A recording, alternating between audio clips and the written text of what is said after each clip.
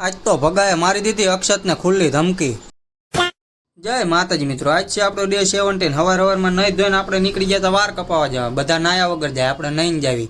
અને આ છે અકાભાઈ ઘોડીવાળાને રઘુભાઈને ફોન કર્યો આપણને કે 5 મિનિટમાં આવીને અડધી કલાક થઈ ગઈ।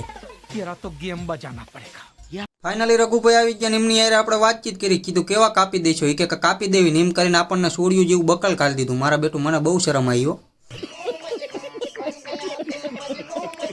ભગો હરખો ઉભો નથી રહ્યો, એક તો નક્ષત્રને ધમકી મારી દીધી તને પાડી દેવાનો। લે વાહ ભગા વાહ। ત્યાંથી પછી આપણે આવી ગયા પુષ્પા ભાવના કારખાને। પુષ્પા ભાવ હતા નહીં, નકરું સફેદ ચંદન હતું, એટલે પછી એનો ફાયદો ઉપાડ્યો ને આપણે ભરી લીધા કટે કટા ચંદનના, પછી નીકળી ગયા આપણે ચંદન લઈને ઘરે। ઠીક હે સમझ ગયા।